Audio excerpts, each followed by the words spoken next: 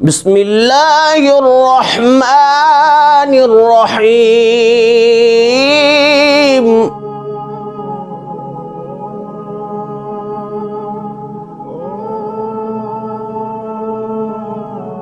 بسم اللہ والصلاة والسلام علی رسول اللہ. محترم سامعین و ناظرین، میسج آف اسلام کی طرف سے آپ کا میزبان محمد وسیم قادری حاضر ہے.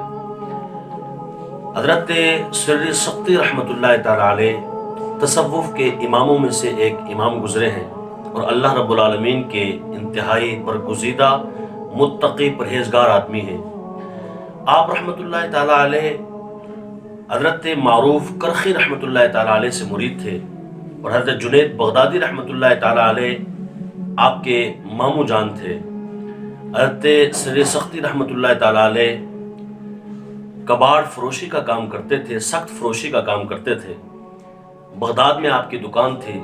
ایک مرتبہ سارا بغداد کسی وجہ سے جل گیا. لوگوں نے آ کے آپ کو خبر دی، حضور آپ کی دکان بھی چونکہ بغداد میں ہی ہے تو سارا بغداد جو ہے وہ جل گیا ہے. آپ رحمۃ اللہ تعالی علیہ نے جب یہ سنا، دوستو یہاں یہ بات قابل توجہ ہے کہ مجھے اور آپ کو اگر کوئی اس طرح کی خبر دے، جیسا کہ ہوتا بھی رہتا ہے، کسی کی مارکیٹ جل جاتی ہے، کسی کی دکان جل جاتی ہے، کسی کا گھر جل جاتا ہے، کسی جگہ پہ جلنے کی بات تو ہوتی ہی رہتی ہے اور بڑے بڑے پلازے بھی جلتے رہتے ہیں. تو لوگوں کو جب خبر ملتی ہے، آپ کو جب یہ خبر ملے کہ جی جل کر آپ کا مال و اسباب ختم ہو گیا ہے، وہ فلانی مارکیٹ میں آگ لگ گئی ہے اور آپ کی دکان بھی اسی میں ہے، آپ کا ری ایکشن کیا ہوگا؟ میرا ری ایکشن کیا ہوگا؟ شاید ہمارا ری ایکشن شکوہ و شکایت والا ہو جاتا ہے. لیکن ہمیں اپنا ری ایکشن کیسے دینا چاہیے؟ اللہ رب العالمین کے پیارے ولی اور بزرگ سے آپ سنیے. حضرت شیخ سر سختی رحمۃ اللہ تعالی علیہ آپ کو جب بتایا گیا کہ آپ کی دکان بھی بغداد میں ہے اور بغداد بازار جل گیا ہے، آپ نے فرمایا میں اس فکر سے بہت دور ہو چکا ہوں. مجھے دنیا کی یہ فکر نہیں ہے کہ میرا مال و اسباب جل گیا ہے تو کیا ہوا، بس جس مالک نے دیا تھا وہ پھر عطا کر دے گا، وہ پھر نوازشیں کر دے گا. آپ نے شکوہ شکایت کے بجائے اللہ رب العالمین کے شکر کو ترجیح دی. ہمیں بھی چاہیے کہ ہم بھی اس قسم کی خبر سن کر اللہ رب العالمین کی بارگاہ میں شکر ادا کریں. لَإِن شَكَرْتُمْ لَأَزِيدَنَّكُمْ. اللہ فرماتا ہے تم شکر ادا کرو میرا تو میں تمہارے مال کو زیادہ کر دوں گا. حضرت سر سختی رحمۃ اللہ تعالی علیہ کو لوگوں نے جب یہ خبر دی، آپ نے جب اس طرح نعمت پر شکریہ ادا کیا، پھر جلنے کے بعد لوگوں نے بازار کا رخ کیا. جب دیکھا کہ کوئی چیز بچی ہوئی ہے تو کوئی شے نہیں بچی تھی، سب دکانیں جل گئیں، پر سر سختی رحمۃ اللہ تعالی علیہ کی دکان اللہ کے کرم سے بالکل صحیح سلامت تھی. پتہ چلا جب اللہ کا شکر ادا کیا جائے تو اللہ مال کی حفاظت کرتا ہے.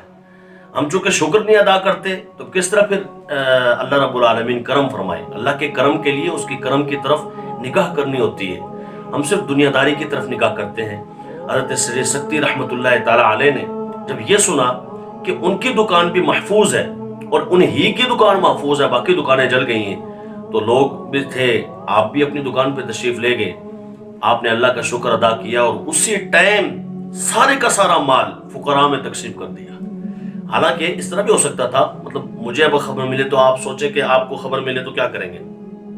آپ کہیں گے شکر اللہ تو نے میرا مال بچا لیا، کم از کم میرے جو حالات ہیں وہ کم از کم ٹھیک ہی رہیں گے. باقیوں کی یا اللہ ٹھیک ہے، باقیوں کا بھی نہیں ہونا چاہیے تھا، لیکن تو کرم کر ان کے اوپر، تو نے میرا جو مال بچا لیا، تیرا بڑا شکریہ. اور پھر بندہ اس کو کنٹینیو کرتا ہے. لیکن انہوں نے سوچا ہوگا کہ جب باقی اتنے سارے ہیں تو سب کے دل رنجیدہ ہو جائیں گے، ایک میری دکان بچی ہوئی ہے. تو جس مالک نے میری دکان بچائی ہے وہ مجھے آزمانا چاہتا ہوگا کہ تیری بچائی ہے تو کیا کرے گا؟ فرمایا نہیں مالکا، یہ تیرے راستے ہے تو تیرے راہ وچ خرچ کر دیتا. اللہ کے راستے میں لٹا دیا سارا مال و اسباب. تو ہمیں بھی اللہ کے راستے میں مال و اسباب خرچ کرنا چاہیے. جس جگہ ہمیں موقع ملے، خاص کر آج کے دور میں مدارس بہترین ہمارے لیے. مدارس سے بڑھ کر میں سمجھتا ہوں ذاتی طور پہ آج کے پرفتن دور میں آپ کے مال دینے کے لیے اس سے زیادہ کوئی مستحق ہے شاید ایسا نہ ہو. مدارس میں ایک قوم تیار ہوتی ہے جو حفاظ ہیں، قراء ہیں، جو علماء ہیں، جو عشاقان مصطفیٰ ہیں. وہ ساری دنیا میں جا کے جہاں جہاں رہتے ہیں وہاں پیغام مصطفیٰ سناتے ہیں، پیغام دین و اسلام سناتے ہیں. اسلام اور دین کے پیغام کے ذریعے اللہ کی قربت میں لاتے ہیں اور اللہ کا ولی بناتے ہیں، رسول اللہ کا محب بناتے ہیں۔ اللہ تبارک و تعالی ہمیں حضرت سر سکتی رحمۃ اللہ تعالی علیہ جیسا جذبہ نصیب فرمائے اور تصوف کی خوشبو ہمارے اندر پیدا فرمائے۔ وما علینا الا البلاغ۔